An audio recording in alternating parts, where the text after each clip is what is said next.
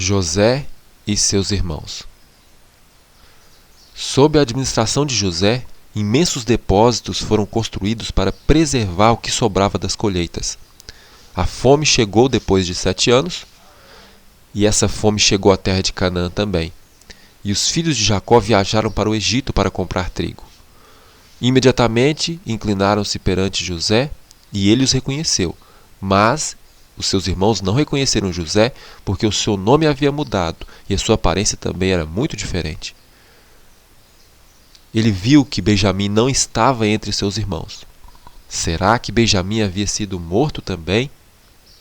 Caído vítima da crueldade daqueles homens, decidiu saber a verdade. Os irmãos de José haviam mudado o caráter. Antes eram invejosos, turbulentos, enganadores e cruéis, mas agora eram abnegados, leais, dedicados ao pai. Depois de alguns testes, ele ordenou que Simeão fosse lançado à prisão, e só seria liberto se retornassem com o irmão mais novo. Depois que os alimentos acabaram e após muita hesitação é que Jacó permitiu que Benjamim retornasse com eles ao Egito. E José prosseguiu experimentando seus irmãos e escondendo seus sentimentos. Finalmente foi realizado o teste final e Benjamim foi acusado de roubo e aparentemente condenado à escravidão. Os irmãos rasgaram as vestes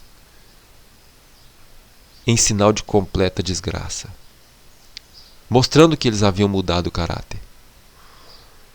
Na sua angústia, Judá aproxima-se do governador e diz: "Deixe eu ficar como escravo. Eu não tenho como voltar ao meu pai. Eu não quero ver o mal que sobrevirá a ele." José ficou satisfeito.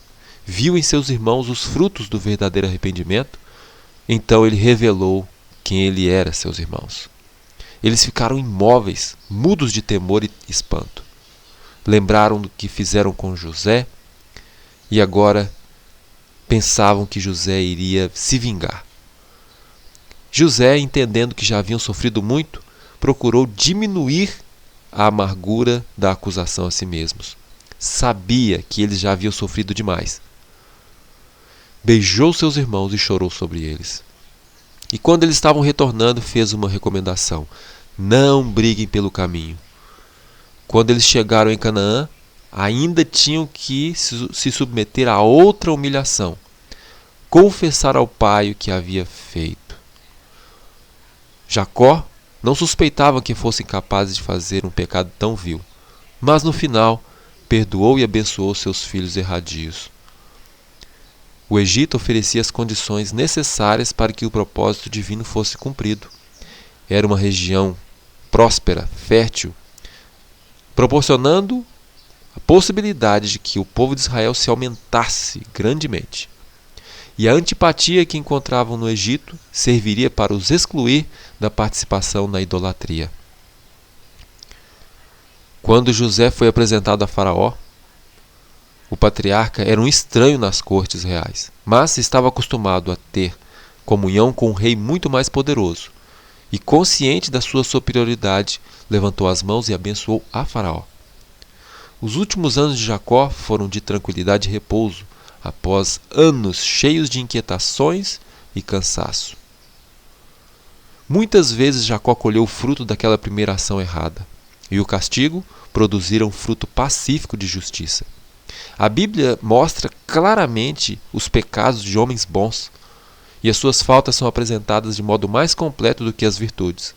E essa é uma das mais fortes provas da verdade das Escrituras. Se esses homens fossem representados como sem falta, sem pecado, nós, em nossa natureza pecaminosa, poderíamos ficar desesperados por causa de nossos erros e fracassos. Por outro lado, serve como advertência. Deus trata o pecado de forma muito mais rigorosa com aqueles que são mais favorecidos. A vida de José ilustra a vida de Cristo. Por muitos séculos de labutas que se seguiram, aquele ataúde em que José estava e a lembrança das suas últimas palavras testificou Israel de que eram apenas peregrinos no Egito e ordenava-lhes conservar fixas as suas esperanças na terra da promessa, porque o tempo do livramento certamente haveria de vir.